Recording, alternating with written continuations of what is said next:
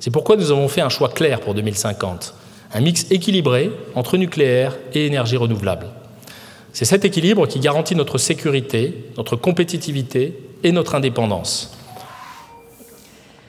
Bonjour, bienvenue à l'Assemblée nationale. La plage, les randonnées en montagne, les apéros avec les copains, c'est pas très original pour l'été. Une proposition plus audacieuse, regardez LCP pour un nouvel épisode des grands débats. Au programme aujourd'hui, la stratégie énergétique de la France, avec un objectif, la neutralité carbone en 2050. Relance du nucléaire, développement des énergies renouvelables, quel est le bon mix énergétique? Des visions très différentes se sont affrontées dans l'hémicycle en juin dernier. Voyons d'abord ce que pense le gouvernement de cette proposition de loi sénatoriale. Monsieur le Président, Mesdames et Messieurs les députés, Monsieur le rapporteur, Madame la Présidente de la Commission des Affaires économiques, avant de débuter mon propos, je veux saluer l'initiative du groupe Les Républicains au Sénat et le travail qui a déjà eu lieu sur cette proposition de loi. Le débat sur ce texte est bienvenu, je dirais même qu'il est indispensable, car l'énergie n'est pas un sujet sectoriel. L'énergie, c'est le nerf de notre économie, c'est le cœur battant de notre souveraineté. Et parfois, soyons clairs, l'énergie peut devenir un talon d'Achille. Ce débat est donc lourd d'enjeux. Nous devons prendre dès aujourd'hui des décisions qui s'inscrivent dans le temps long, des décisions qui engagent notre système énergétique sur des décennies, voire sur le siècle à venir. Il nous faut collectivement les peser avec toutes les incertitudes qui entourent l'avenir. Nos choix énergétiques sont des choix de long terme, des choix d'avenir. Ils engagent notre pays sur plusieurs décennies et ils répondent à 4 impératifs: souveraineté, résilience, décarbonation, compétitivité. Le constat est sans appel. Notre dépendance aux énergies fossiles nous coûte cher. Ce sont 70 milliards d'euros qui pèsent négativement dans notre balance commerciale en 2023. C'est encore bien davantage en période de crise, lorsqu'un acteur comme la Russie décide d'instrumentaliser le gaz ou lorsque l'OPEP décide de réduire sa production pour faire monter les cours. Cette vulnérabilité stratégique, exploitée sans hésitation par des puissances concurrentes, nous ne souhaitons plus la subir. Désormais, nous la combattons. Et ce combat du gouvernement, nous le menons par des actions concrètes, structurées en 2 axes. D'une part, décarboner massivement nos usages et les électrifier dès que possible. D'autre part, s'appuyer sur un mix énergétique souverain, combinant nucléaire et énergie renouvelable. Pourquoi ? Parce que l'énergie nucléaire, c'est un atout historique de la France et un pilier de notre souveraineté. Et parce que les énergies renouvelables sont des leviers de diversification et d'implantation locale. Nous avons besoin des 2 pour atteindre les objectifs que nous nous sommes fixés. Commençons par notre force historique, le nucléaire. Le nucléaire, c'est la France. Une énergie bas carbone, stable, compétitive, un atout stratégique, un pilier de notre souveraineté. Il est au cœur de la stratégie du gouvernement, une stratégie qui vise à retrouver les standards de production historiques et à prolonger le fonctionnement du parc au-delà de 50, voire au-delà de 60 ans. Cette stratégie, je souhaite le mentionner, s'inscrit dans le sens de l'histoire, car l'histoire, aujourd'hui, rattrape les dogmes d'hier. L'histoire redonne au nucléaire la place qu'il mérite. Et ce n'est pas la France seule qui le dit. Je veux ici saluer un signal fort, le partenariat inédit entre la Banque mondiale et l'Agence internationale de l'énergie atomique. C'est un tournant. Car quand le monde s'électrifie, le nucléaire redevient un bien commun. Pour revenir en France, nous investissons également dans de nouveaux réacteurs. Le programme EPR2 est lancé. 6 réacteurs sont confirmés et une seconde tranche de 8 réacteurs supplémentaires est envisagée pour une décision en 2026. Conformément aux décisions prises en Conseil de politique nucléaire, nous avons engagé les échanges avec la Commission européenne sur les modalités de soutien au nouveau nucléaire. Le schéma de financement des EPR2 est en cours de validation. Il prévoit notamment un prêt pour au moins la moitié du devis. Sur ce sujet, comme sur tous les autres, nous avançons avec méthode, avec détermination pour sécuriser l'avenir du nucléaire. Et nous ne lâcherons rien. Nous investissons aussi dans l'avenir. Nous soutenons le développement dans les petits réacteurs modulaires, les SMR. Et nous voulons avancer sur la fermeture du cycle avec la perspective des réacteurs à neutrons rapides. Une feuille de route sera présentée d'ici la fin de l'année. Ici, le message du gouvernement est clair. Nous croyons à l'innovation nucléaire française. Il est important que la loi reprenne cette ambition. C'est ce qui figurait dans l'article 3 de cette proposition de loi qui a été supprimé lors de l'examen en commission. Nous ferons une proposition de rétablissement prenant en compte les amendements qui ont également été adoptés sur le sujet. Mais le nucléaire seul n'est pas suffisant pour sortir de notre dépendance aux importations d'hydrocarbures.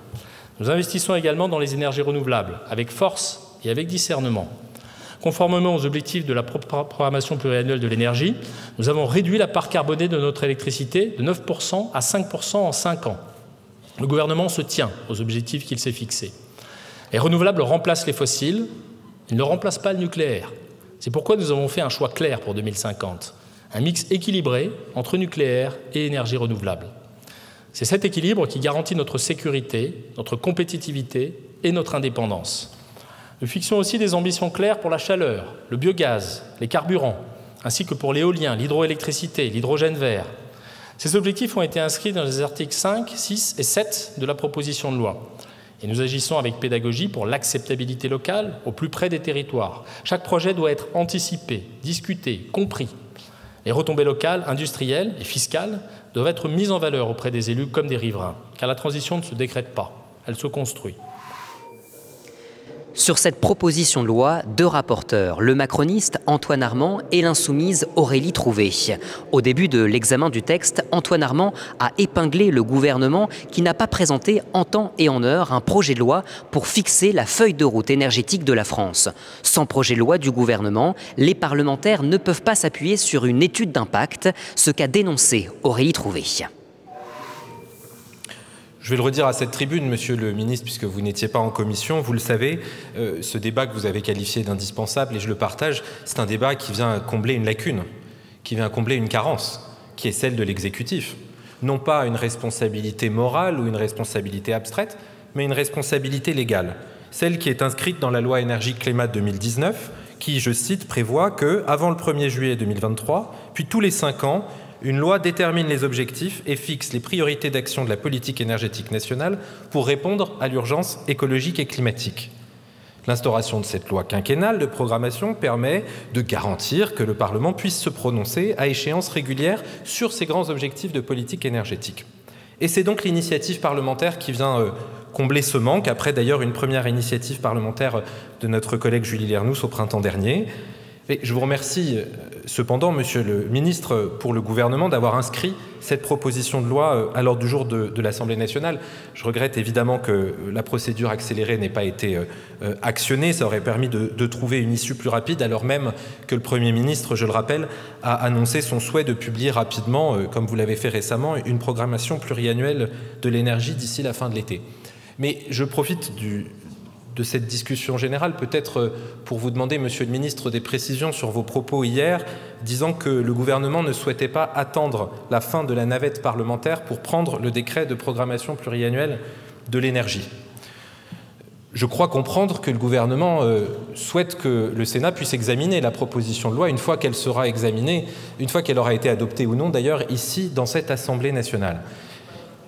Et je peux tout à fait entendre que, au fond, si les différences sont extrêmement importantes et qu'un nouveau passage à l'Assemblée nationale est nécessaire, que ce nouveau passage ne se fait pas avant l'automne ou avant la fin de l'année, peut-être même au début de l'année prochaine, qui sait, eh bien l'urgence, vous en avez décrit certains décrets, commande la prise d'un décret de programmation pluriannuelle de l'énergie.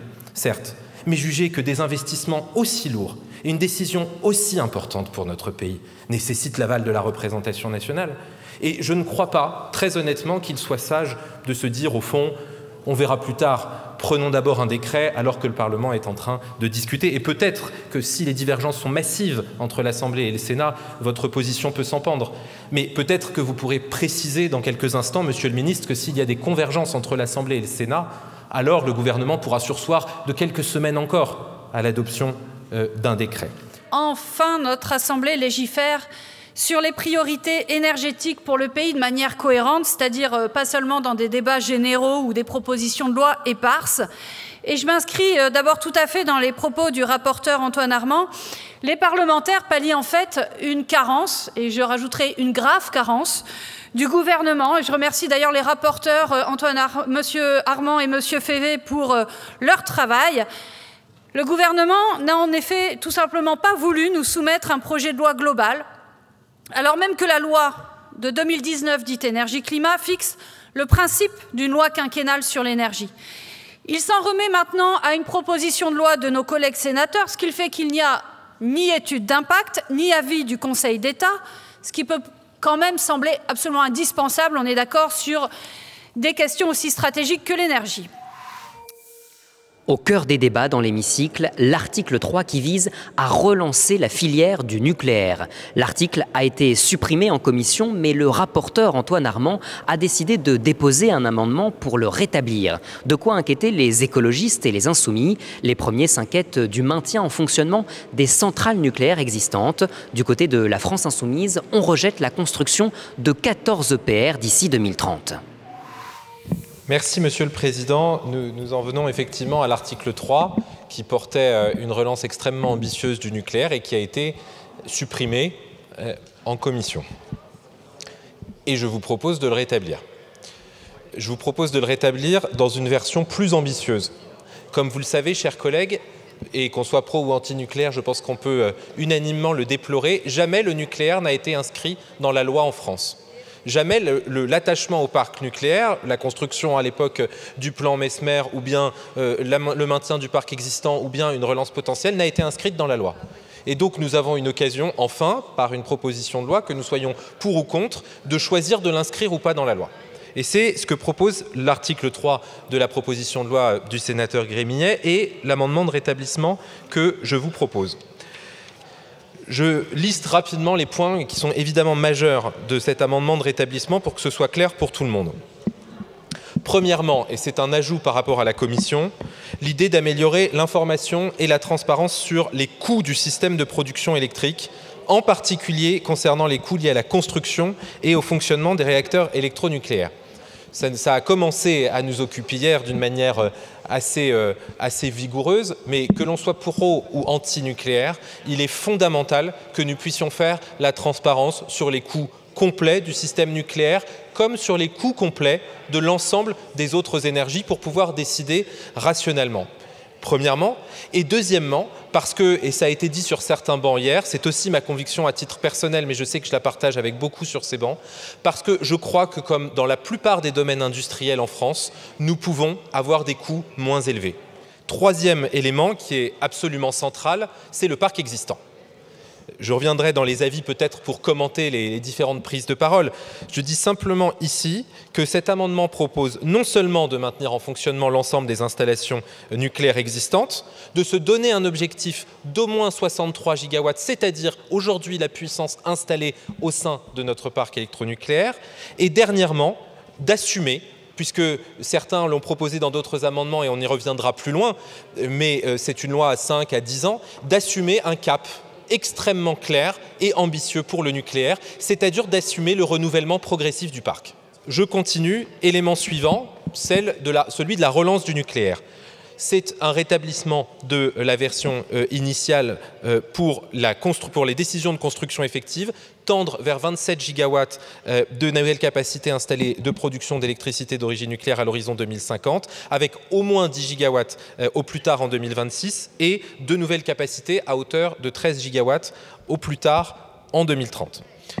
Ensuite, de maintenir en fonctionnement toutes les installations nécessaires à la mise en œuvre du retraitement et de la valorisation des combustibilisés. Je le redirai tout à l'heure, mais il est important de souligner que la France a une capacité industrielle unique dans le monde pour traiter et pour recycler une grande partie de son combustible et que c'est ce qui d'ailleurs lui ouvre les portes, j'y reviendrai dans un instant, d'un certain nombre d'autres procédés et notamment de l'horizon de la fermeture du cycle et que nous en avons besoin, y compris pour le parc nucléaire existant, ce qui explique la volonté de pérenniser, de renouveler et de compléter les usines de retraitement-recyclage au-delà de 2040 et nous pensons notamment aux installations dans le Cotentin.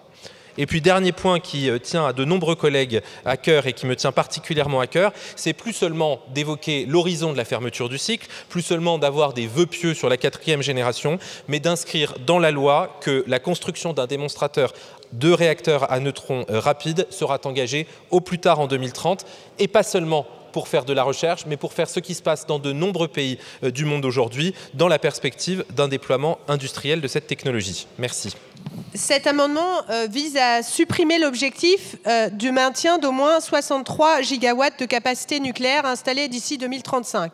Monsieur le rapporteur a passé son temps en commission des affaires économiques pour nous expliquer qu'il était impossible d'inscrire quoi que ce soit en pourcentage ou en valeur absolue pour les énergies renouvelables. Il le réintroduit là, ici, pour le nucléaire, se contredisant une nouvelle fois.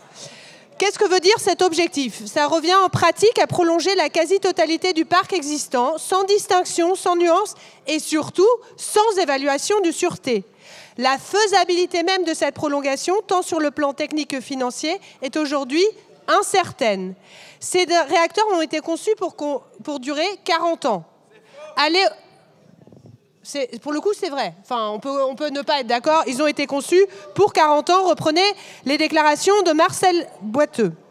Aller au-delà demande des investissements massifs, des contrôles complexes et soulève des enjeux de sûreté qui sont majeurs.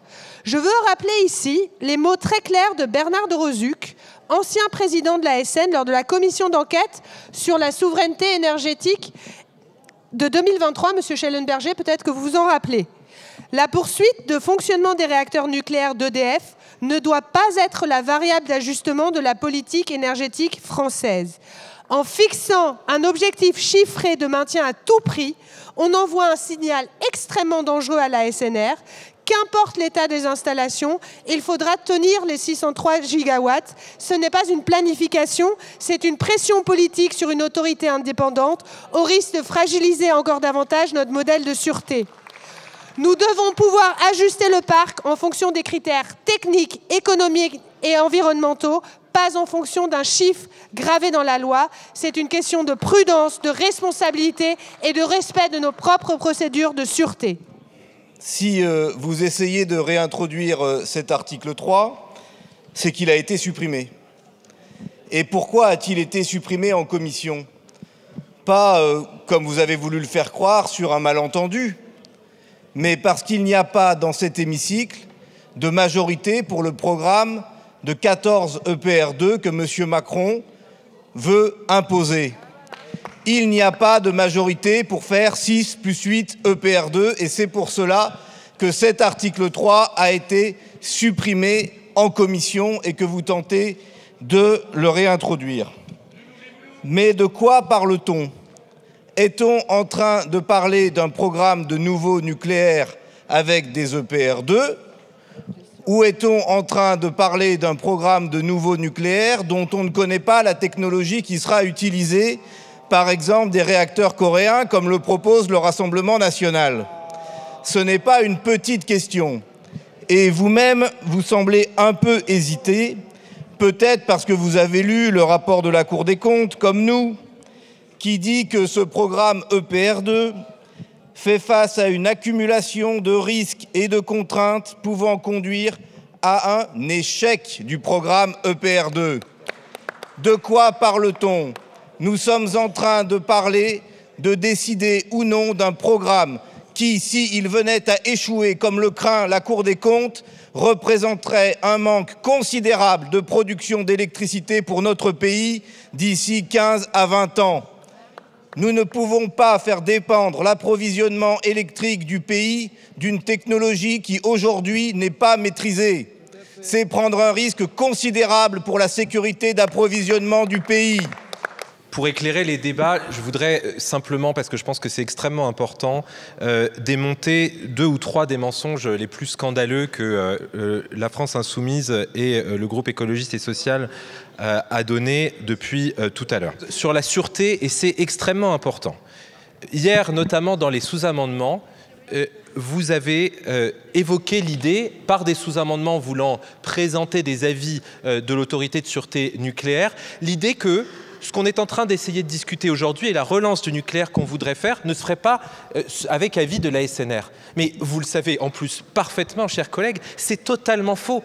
Chaque minute de fonctionnement d'une centrale nucléaire en France est soumise à l'avis de la SNR, qui peut arrêter à n'importe quel moment, directement, ou l'exploitant lui-même par précaution, comme ça a été le cas pour la corrosion sous contrainte, dont certains des réacteurs n'ont pas été arrêtés par avis de la SNR, mais par précaution par l'exploitant. Donc, par pitié, au moins, ayons une base de débat rationnel qui consiste à ne pas dire qu'il y aurait, dans la volonté du rapporteur, du gouvernement ou des autres collègues, y compris sur des bancs alliés au vôtre, de rétablir le nucléaire, l'idée que la SNR ne donnerait pas son avis et que, en disant qu'il faut absolument rétablir un avis de la SNR, vous ne faites qu'une redondance. Ne laissons pas passer ce type de fausseté. Il y a un dernier élément que je voudrais mentionner avant de donner nos avis, c'est que Nous parlons ici de relance du nucléaire. On va parler à l'article 4 des réseaux, à l'article 5 des énergies renouvelables, électriques et thermiques. Et je me permets quand même de signaler que nous essayons de ne pas faire ça, même si c'est une proposition de loi et pas un projet de loi, à l'aveugle. Et que tout ça a vocation à s'inscrire dans un scénario énergétique.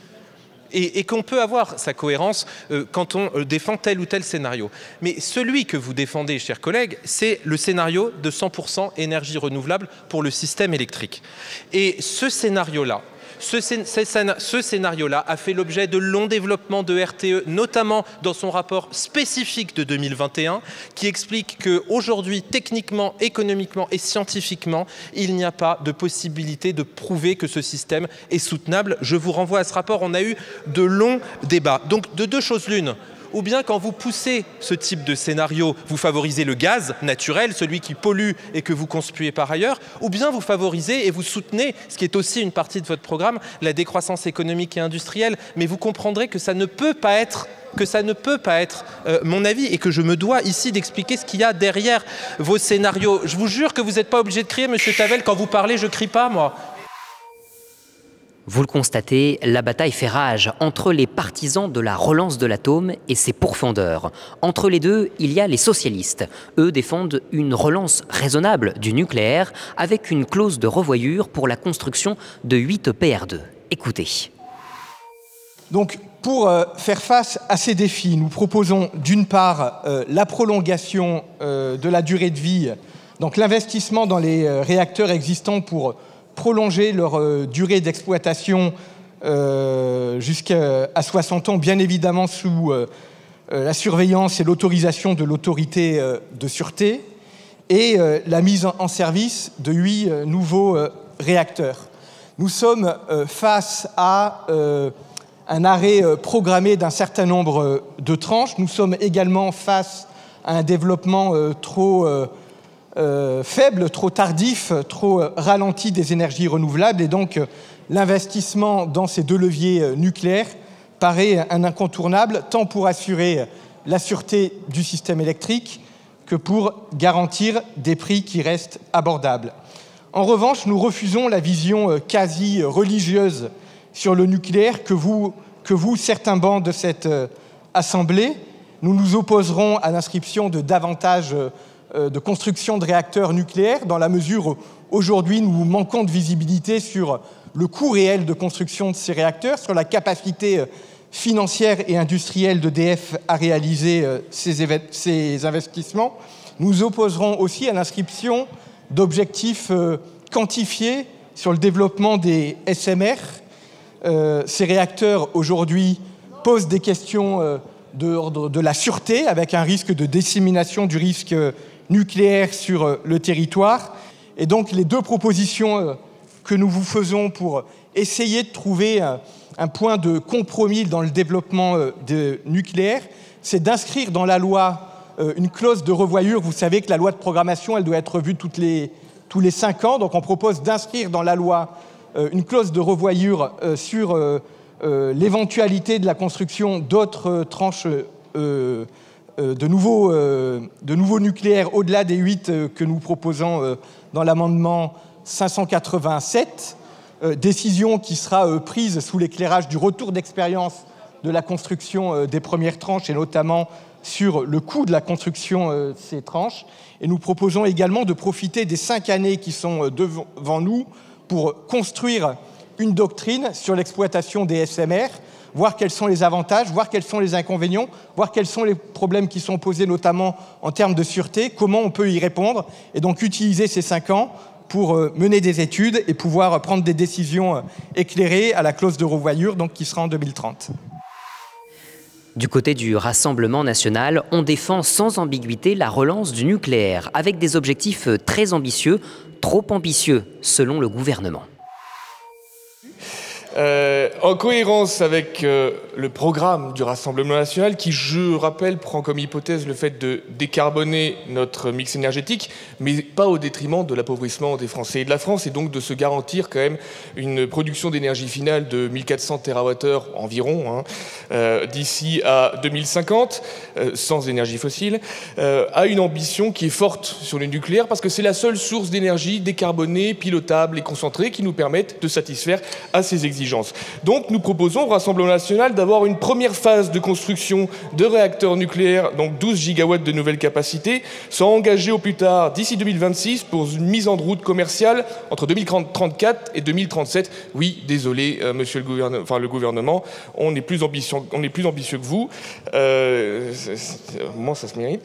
La construction également de 12 gigawatts de nouvelles capacités engagées au plus tard d'ici 2030 pour une mise en route commerciale entre 2037 et 2040. Et afin d'anticiper et de compenser la fermeture du parc historique qui devra arriver à un moment donné, qui sera décidé par l'ASNR, et personne ne remet en question ça, sur des bases techniques et scientifiques, et des réacteurs dont je rappelle qui étaient conçus pour fonctionner au moins 40 ans, pas juste 40 ans, au moins 40 ans. Pour anticiper cela, on propose la construction d'au moins 46 gigawatts de nouvelles capacités, qu'elles soient engagées d'ici 2035 pour une mise en route commerciale après 2040, donc dans cet objectif de compenser la fermeture progressive du parc historique. Nous avons ici une divergence d'approche entre ce que j'appellerais, pour reprendre les mots de Gramsci, l'optimisme de la volonté, qui doit, de mon point de vue, être matiné d'un peu de pessimisme de la raison. Je m'explique. Un certain nombre d'amendements, et en particulier ceux du Rassemblement national, se donnent des objectifs en matière de capacité installée supplémentaires qui sont extrêmement ambitieux et, j'ose le dire, déraisonnables. Déraisonnables au regard de quoi ? Déraisonnables au regard de quoi ? D'abord, au regard des potentialités de la filière industrielle que constitue la filière nucléaire. Nous avons, avec le ministre Éric Lombard, il y a quelques jours, signé un contrat de filière qui met tous les acteurs en mouvement, qui fixe un certain nombre d'objectifs sur la performance industrielle, sur les questions des compétences, sur les questions de recrutement et qui donne une perspective à l'ensemble des acteurs. Néanmoins, il faut avoir conscience des contraintes associées à la filière industrielle. Et j'en donne simplement un exemple, une illustration. Le nucléaire, le nouveau nucléaire français, à travers une analyse qui a été faite notamment par l'Université des métiers du nucléaire, doit pouvoir recruter 100 000 personnes dans les 10 prochaines années. Il est évident que partir du principe qu'on double, on triple le programme et les capacités installées supplémentaires que l'on se propose d'introduire dans notre système et dans notre parc, va démultiplier également les besoins de recrutement. Là aussi, on peut faire confiance à l'optimisme de la volonté, mais il faut aussi être lucide sur nos capacités à organiser la montée en charge, la montée en puissance de l'ensemble de la filière nucléaire.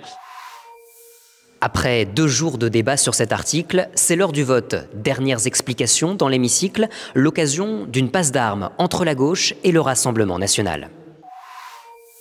Réalisez, collègues, que nous sommes en train de discuter sur une proposition de loi qui n'est même pas un projet de loi, comme d'habitude déposé par un sénateur. Donc il n'y a pas d'étude d'impact. Proposition de loi sur laquelle le gouvernement dit qu'il ne sait pas ce qu'il mettra dans la programmation pluriannuelle de l'énergie. Après 2 ans de retard, puisque cette programmation pluriannuelle devait arriver en 2023, et sur lequel les macronistes, pour la 4e fois en 1 mois, nous disent que probablement ils voteront contre et que donc tout ce que nous discutons ici ne sert absolument à rien, si ce n'est à dire une chose. Le peuple français n'a jamais choisi de lier son destin à l'atome et nous voulons qu'il y ait une véritable planification écologique qui se rajoute au fait que à un moment, il va falloir discuter du fait que le nucléaire est plus cher que les énergies renouvelables et que c'est un gouffre financier. Il va falloir discuter du fait que le nucléaire n'est pas résilient au dérèglement climatique et que vous devriez réfléchir au fait que le fleuve le plus nucléarisé de France, c'est le Rhône, et que toutes les études scientifiques disent qu'il y aura une baisse de débit de 40% du Rhône qui empêchera de refroidir les réacteurs nucléaires.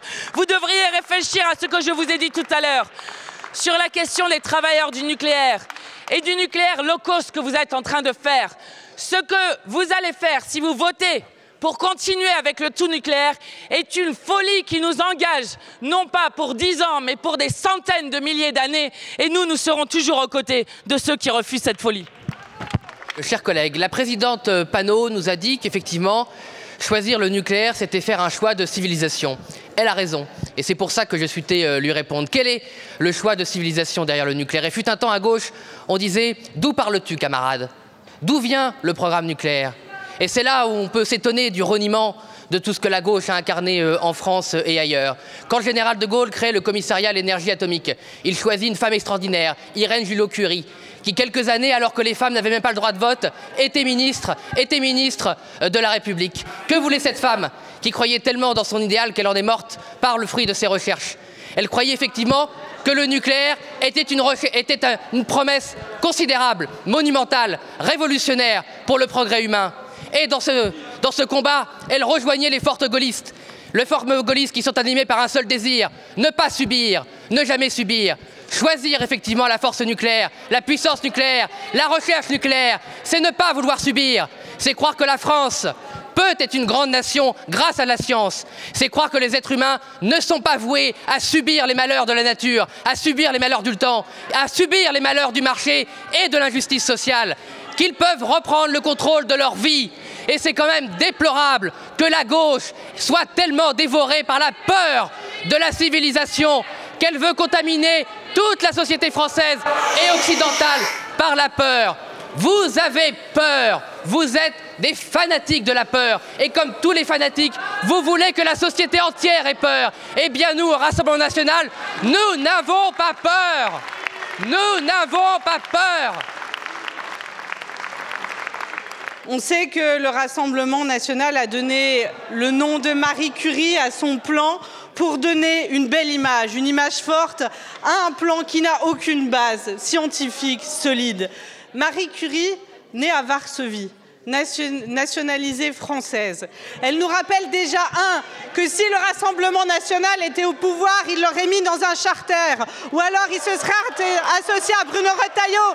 Il l'aurait traqué dans les gares. Il l'aurait traqué pour la renvoyer chez elle. La première chose que nous rappelle Marie Curie, c'est d'abord que l'excellence scientifique française, elle vient de l'esprit d'accueil français. Et ça, c'est complètement incompatible avec le Rassemblement national. La deuxième chose qui différencie profondément le Rassemblement national et Marie Curie, c'est que Marie Curie croit d'abord dans la science. Elle a fait avancer la recherche sur le rayon X tout d'abord pour soigner. La question, c'était de convaincre qu'on pouvait sauver des vies grâce à la radiologie. Elle était très loin des débats que nous avions aujourd'hui. La deuxième chose, ce qu'elle nous dirait, c'est de toujours, absolument toujours, se fier à la science. Elle aurait été atterrée d'entendre Jean-Marie Le Pen dire que le réchauffement climatique était une arnaque. Elle aurait été atterrée d'entendre Thomas Ménager remettre en cause les conclusions du GIEC. Elle aurait pleuré en lisant votre programme. Aucun élément scientifique sur lequel se base la durée des prolongations des centrales nucléaires. Aucun élément scientifique qui nous explique comment vous pourrez construire des centrales nucléaires en 3 ans, en 4 ans ou en 5 ans. Aujourd'hui, ce n'est pas parce que vous faites finalement du science-washing qu'il y a le moindre élément scientifique dans votre programme.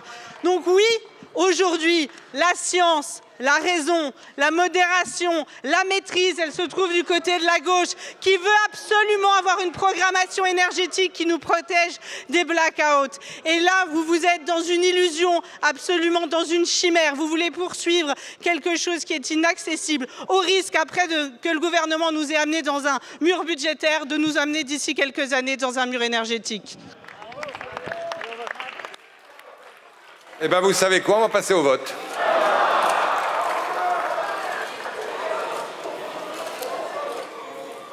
Le scrutin est clos.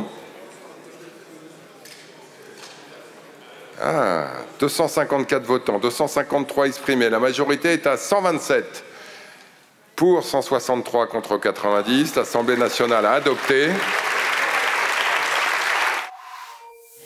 Les députés ont donc acté la relance du nucléaire en France. Dans la foulée, le député RN Jean-Philippe Tanguy va défendre un amendement pour rouvrir la centrale nucléaire de Fessenheim, fermée en 2020. Des débats et un vote qui se déroulent dans un hémicycle dépeuplé. On commence par l'amendement numéro 6, Monsieur Tanguy. Merci, Monsieur le Président. Écoutez, après ce vote historique dont le Rassemblement national ne peut que se féliciter, pour l'avenir, il y a aussi le karma, Monsieur le rapporteur, et donc il y a la fermeture injuste, injustifiée de Fessenheim. Je sais que certaines personnes ici, même en Macronie, savent que vous n'auriez jamais dû la fermer. Donc nous proposons, et vous le savez, de la rouvrir après les travaux nécessaires, évidemment. Monsieur le rapporteur, votre avis? Merci, Monsieur le Président. Ce sera un avis défavorable parce que la centrale n'est pas seulement arrêtée, mais elle est en cours de démantèlement. Il y a d'autres projets, je crois, les élus pourraient en parler, qui sont élus dans le territoire pourraient en parler. Donc ce sera une demande de retrait ou un avis défavorable. Monsieur le ministre. Même avis. Monsieur Tanguy. Très rapidement, chers collègues, oui, elle est en cours de démantèlement, mais vous savez, c'est très lent. C'est si lent d'ailleurs que quand on interroge EDF et d'autres, on n'arrive pas vraiment à savoir où ça en est. Donc moi, j'aimerais bien savoir, Monsieur le ministre, si vous êtes quand même capable de nous dire où en est le démantèlement exactement de Fessenheim. Parce que ça fait 5 ans qu'on nous dit qu'on débranche la salle des machines. Donc je sais que parfois les travaux nucléaires sont lents, mais il ne faut peut-être pas exagérer. Alors, on nous a aussi expliqué qu'on avait lessivé le sol. Bon, tout ça est très intéressant. Mais alors parallèlement, en Allemagne, il se trouve qu'ils ont réussi à relancer, enfin en tout cas envisager de relancer des centrales. Et en Belgique, ils l'ont fait. Bon, enfin, c'est pas grave, avançons. Et donc vous le retirez? Ah non, non, faut pas. Ah non, j'avais cru l'espace d'un instant. Quand vous dites avancer, moi je me dis il le retire, mais il n'y a pas de prise de parole. Je vais le mettre aux voix. C'est un scrutin public avec un double avis défavorable. Le scrutin est ouvert. Le scrutin est clos. 104 votants, 102 exprimés, majorité 52, pour 55, contre 47.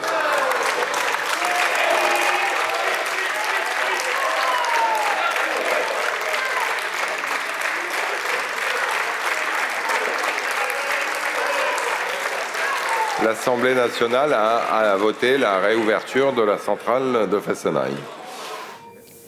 Après le nucléaire, les députés débattent des énergies renouvelables. C'est l'article 5 du texte. Là encore, les débats sont particulièrement animés. La gauche voulait inscrire dans la loi des objectifs quantifiés, filière par filière. Ce n'était pas le souhait du gouvernement qui a fait voter un objectif global de production décarbonée qui comprend les énergies renouvelables et le nucléaire. Sauf que les Républicains veulent aller encore plus loin en proposant un moratoire sur l'éolien et le photovoltaïque.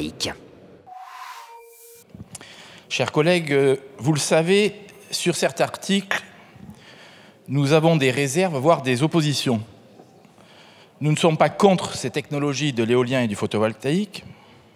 Je l'ai dit hier, mais nous considérons qu'il y a saturation sur de nombreux territoires. Il y a aussi, je le rappelle, des risques d'accaparement des terres agricoles. Il y a aussi des risques d'un blackout selon le calibrage que l'on fera de ces intermittents. Nous avons, dans une démarche constructive, retiré tous nos amendements demandant un moratoire sur 10 ans, sur 5 ans ou sur 3 ans. Et pourtant, nous pensons que ce serait salutaire pour les territoires ruraux. Mais comme jusqu'ici nous avons travaillé en bonne intelligence, nous avons tout retiré sauf le 486 qui est le plus ouvert et le moins engageant pour prouver aussi notre bonne volonté. Cet amendement, Monsieur le Ministre, vise à faire une pause en attendant d'avoir une vraie étude chiffrée, objective, sur les coûts de la poursuite des déploiements des énergies renouvelables intermittentes et sur les coûts futurs de la facture d'électricité des Français. Alors cette étude peut prendre 6 mois, 3 mois ou moins, mais elle permettra ensuite d'être totalement éclairée. J'entends l'émoi que peut susciter cet amendement. C'est pourquoi, si Monsieur le Ministre, vous vous engagez à faire cette étude, à la communiquer et à en mettre en stand-by en attendant les conclusions, les nouvelles autorisations, nous pourrions retirer cet amendement. La balle est maintenant dans votre camp. Je vous remercie, Monsieur Amblard, pour le 86. Merci, Monsieur le Président. Vous l'attendiez impatiemment et vous l'avez enfin, l'amendement du Rassemblement national pour demander un moratoire sur les énergies intermittente. Alors, contrairement à mon collègue des Républicains, nous ne pensons pas qu'il y en a trop, nous pensons toujours qu'il ne doit pas y en avoir du tout, parce que ces sources d'énergie font structurellement monter les prix de l'électricité, et oui, parce qu'il ne faut pas prendre en compte seulement le coût de production en sortie de turbine. C'est comparer des choux et des carottes que de prendre ça en compte et comparer ça par exemple à des sources d'énergie pilotables. Non, il faut prendre en compte aussi le raccordement au réseau et les systèmes qui sont nécessaires pour équilibrer ces systèmes-là et pour avoir de la pilotabilité dessus. Et quand on met tout bout à bout, même l'Agence internationale de l'énergie fait des études dessus, et qu'on en rajoute dans le mix électrique, plus le taux de pénétration des sources intermittentes électriques arrive sur le réseau, plus le coût de l'électricité, pas que le coût de production, le coût système, c'est pour ça que j'ai insisté dans des amendements précédents pour prendre en compte le coût système, augmente de façon fulgurante. Donc continuer à vouloir prôner ça, c'est continuer à vouloir d'un côté appauvrir les Français et appauvrir la France, augmenter les factures d'électricité, mais que ce soit d'ailleurs soit directement par augmentation des prix, soit indirectement par l'augmentation des subventions. Oui, ce sera un avis défavorable sur l'amendement de M. Amblard. Monsieur Nury, je partage complètement la nécessité que vous exprimez de documenter les effets de notre mix énergétique sur beaucoup d'aspects, et pas simplement d'ailleurs sur les aspects de coût. Je lis que l'exposé de votre amendement évoque les conséquences pour les populations locales, des conséquences qui doivent être appréciées de manière très large. L'étude que vous évoquez, elle est au fond déjà lancée, et fait nouveau, elle associe des parlementaires, puisque à la demande des présidents des commissions sur la souveraineté énergétique de l'Assemblée et du Sénat, a été prise la décision de la part de RTE d'associer un certain nombre de parlementaires à cette étude. Maintenant, je pense qu'il faut effectivement faire droit à votre demande. Moi, je m'engage à ce que cette étude elle soit diligentée et qu'elle tienne compte des souhaits et des critères que l'ensemble des parlementaires et vous-même souhaitez intégrer dans la réflexion. Par rapport à la demande que vous avez formulée dans l'exposé de votre amendement, de mettre en stand-by les autorisations, si je mets en stand-by les autorisations, ça revient à appliquer votre amendement. Et donc, le retrait de votre amendement ne correspond pas à cette demande. Donc, pour que les choses soient bien claires, le gouvernement est engagé à documenter l'ensemble des coûts que génère le développement des ENR. Nous le faisons dans le cadre des travaux de RTE qui sont révisés, qui l'ont été en 2023 et dont la nouvelle révision est en cours en associant des parlementaires. Et je vous invite à vous associer. Je donnerai les consignes en ce sens à ces travaux afin de faire valoir tous les critères que vous jugeriez pertinents. Et donc, cette étude, nous nous y engageons très clairement. Dans ce contexte, c'est une demande de retrait de votre amendement. Le ministre Marc Ferracci s'oppose à ce moratoire sur les énergies renouvelables, en désaccord total sur ce point avec les Républicains qui font pourtant partie du gouvernement. Argument contre argument, après ces explications, c'est l'heure du vote. Je vous remercie. Nous allons passer au vote sur ces deux amendements. C'est un scrutin public. Il y a un double avis défavorable. Le scrutin est ouvert. Le scrutin est clos. Votant 131, exprimé 127, majorité 64, pour 65, contre 62. L'Assemblée a adopté. L'Assemblée adopte donc ce moratoire sur le photovoltaïque et l'éolien, grâce essentiellement aux voix du Rassemblement national, la gauche et le camp présidentiel étant démobilisés. Après ce vote, il y a eu de nombreuses réactions dans l'hémicycle. Je vous propose justement de revivre cette séquence. Monsieur le Président, nous venons de voter un moratoire sur les énergies renouvelables qui est une catastrophe économique et industrielle.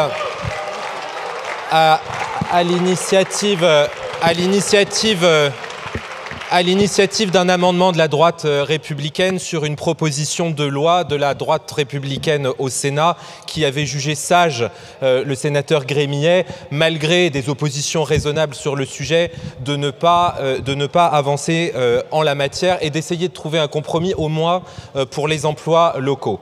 Par cet amendement de la droite républicaine et par l'amendement du Rassemblement national, cette proposition de loi en l'état vient d'être radicalement modifiée. C'est un amendement d'un parti du gouvernement qui vient de faire voter un moratoire sur les projets d'éolien terrestre et maritime contre l'avis du gouvernement. et contre l'intérêt du pays. Vous pouvez applaudir, tout ce que vous applaudissez, c'est le fait que la France n'aura pas l'électricité dont elle a besoin dans les 5 ou les 10 ans qui viennent. Ce que vous venez de voter, c'est simplement la mise en danger de l'approvisionnement électrique du pays. Voilà ce que vous êtes, des gens qui menaçaient l'intérêt du pays à avoir l'électricité dont il a besoin dans les années qui viennent. Mais politiquement, on vient d'assister à quelque chose d'extraordinaire. C'est le sabotage délibéré, organisé par un parti du gouvernement, contre le gouvernement, contre l'intérêt du pays. Moi, je crois qu'au point où on en est rendu de ce texte absurde, rempli d'incongruités comme ça, le plus sage, c'est le retrait de ce texte. Je vous remercie. Madame Rousseau. Merci, Monsieur le Président. Donc là, après avoir voté hier la réouverture de Fessenheim qui était en cours de démantèlement, on vient, dans l'indifférence générale, de voter un moratoire sur les énergies renouvelables.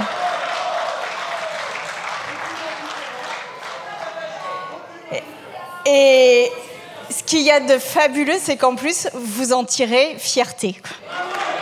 C'est incroyable. C'est incroyable. Ce matin même, les chercheurs disaient que nous n'arrivions pas à rentrer dans l'accord de Paris qui consiste à ne pas augmenter les températures de plus de 1,5 degré. La semaine dernière, les chercheurs, donc la science, nous expliquaient que nous avions perdu 85% des insectes en 30 ans. La semaine d'avant, les mêmes chercheurs nous expliquaient que 85% aussi des coraux sont menacés par l'augmentation de la température des océans. Et vous tirez fierté d'avoir fait un moratoire sur les énergies renouvelables décarbonées. Regardez vos enfants en face, regardez-les et dites-leur ce que vous êtes en train de faire. Parce que vraiment, ce que vous faites au fond, c'est de mettre leur vie en danger, c'est de mettre notre vie en danger. Et ce que vous faites est extrêmement dangereux pour nous ici dans l'hémicycle, pour la démocratie, mais pour l'humanité dans son ensemble. Je vous remercie, Madame Rousseau. Ça n'est pas la peine de crier. Vous pourrez répondre tout calmement. Monsieur Tanguy, vous avez la parole. C'est valable pour tout le monde. Merci, Monsieur le Président. Écoutez, collègues, moi je comprends que vous soyez en colère d'être défaite sur une ligne politique qui est la vôtre, et je ne vais pas vous reprocher de ne pas l'avoir dit aux électeurs, mais vous ne pouvez pas nous reprocher d'avoir proposé une mesure, vous l'avez dit vous-même, qui était au cœur du programme de Marine Le Pen et des députés ici élus et de nos alliés de l'UDR. Ce moratoire était au cœur de nos propositions. Nous le proposons, il est voté. Où sont vos députés ? Où sont les députés écologistes qui auraient pu faire barrage à ce qui menace l'humanité ? Visiblement, l'humanité n'a pas l'air si menacée par ce texte, Madame Rousseau, que vos collègues de gauche soient surmobilisés. Voilà, donc vous avez quand même des actes qui sont très loin des incantations que vous invoquez ici. Donc la réalité, au-delà du fait que ce que vous avez dit, Madame Rousseau, est faux, parce que vous parlez des insectes, je ne vois pas en quoi le développement des éoliennes permet le développement des insectes. Il y a d'autres sujets qui sont liés à la disparition des insectes, je suis d'accord avec lui, mais ce n'est pas le sujet. Non, mais il y a un moment, on peut quand même aussi sélectionner un certain nombre d'arguments, et que ça vous plaise ou non, le nucléaire a bien plus décarboné l'économie occidentale et l'économie chinoise que n'importe quoi de vos éoliennes ou toutes vos énergies photovoltaïques. Donc tout cela n'a pas de sens. Il y a plein de sujets de développement sur l'écologie qui imposent effectivement des décisions sérieuses. Ça n'a rien à voir avec un moratoire sur l'éolien et photovoltaïque, rien du tout. Parce qu'aujourd'hui, arrêtez de lever les yeux au ciel. Les panneaux photovoltaïques que vous importez à hauteur de 21 milliards d'euros par an de Chine pour l'Union européenne, ils ne sont absolument pas, Madame Rousseau, produits dans des conditions écologiques que vous validerez. Donc il y a un moment, respectez l'intelligence collective. Et vous savez très bien que si vous allez visiter les usines de panneaux solaires en Chine, vous validerez pas le modèle, hein. Vous validerez pas le modèle. Donc il y a un moment, il faut un peu se respecter, d'accord ? La décision qui a été prise, je ne suis pas certain que l'ensemble des personnes qui ont voté en faveur de l'adoption de cet amendement la mesurent pleinement. C'est dévastateur. C'est dévastateur et indépendamment de ce que sera le cheminement de ce texte n'est pas encore terminé, l'examen de ce texte n'est pas encore terminé. Il y a, vous le savez, une procédure démocratique qui ira à son terme. Mais au-delà du cheminement de ce texte et de ce qui sortira de l'Assemblée nationale, je veux dire que le signal qui a été envoyé a déjà des répercussions. Et pour quiconque se préoccupe un tant soit peu d'emploi industriel, pour quiconque se préoccupe un tant soit peu de cohésion territoriale, pour quiconque se préoccupe un tant soit peu de dynamique, de création d'activités pour notre pays, ce qui a été adopté est, je le dis, avec gravité, avec solennité, parfaitement irresponsable. Parfaitement irresponsable. Chacun assumera ses responsabilités, le gouvernement assumera les siennes, jusqu'à la fin de ce texte, dans le respect de nos procédures démocratiques. Mais je voulais vous le dire, ce qui s'est passé est particulièrement grave. Particulièrement grave. Merci, Monsieur le Président. Je vois l'enthousiasme que notre amendement a suscité. Je vois aussi la stupeur qu'il a suscité. Je vois aussi l'approche politicienne qui en est faite par certains. Mais je sais aussi que cela rassure un certain nombre de nos concitoyens qui, aujourd'hui, notamment dans nos campagnes, n'en peuvent plus de ces énergies intermittentes. Ensuite, je suis un peu étonné qu'on remette en cause, d'abord, une décision démocratique, qu'on remette en cause le fait que notre Assemblée puisse légiférer et déposer des amendements, même si le texte vient du Sénat, parce que le jour où, parce qu'on est sur le même banc, dans le même parti, on ne peut plus déposer d'amendements à l'Assemblée nationale, mais il faut supprimer l'Assemblée nationale. Donc je ne comprends pas ces remarques-là. Ensuite, je ne veux pas faire l'exégèse de notre amendement, mais je veux juste le reprendre. Il n'est pas question d'un moratoire définitif. Il est question d'un moratoire temporaire. C'est exactement ce que j'ai demandé à Monsieur le ministre. C'est-à-dire en attendant que cette fameuse étude puisse sortir. Donc je pense qu'il faut que à la fois le gouvernement et celles et ceux qui sont intervenus jusqu'ici gardent leur nerf, cessent d'avoir des invectives contre les uns et les autres. Et je pense que la discussion va pouvoir continuer d'abord au Sénat et ensuite je suis sûr que cette mesure pourra même être améliorée par les collègues. Après des débats électriques, le vote solennel sur l'ensemble du texte a lieu quelques jours plus tard. Oui, mais voilà, le camp présidentiel ne souhaite plus voter cette proposition de loi sénatoriale après le vote du moratoire sur les énergies renouvelables. Alors les voix de la gauche et du camp présidentiel seront-elles suffisamment nombreuses pour empêcher l'adoption du texte? Réponse. Je mets donc aux voix la proposition de loi. Le scrutin est ouvert.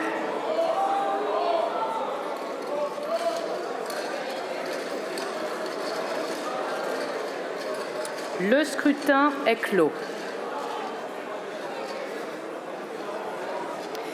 Voici les résultats du scrutin.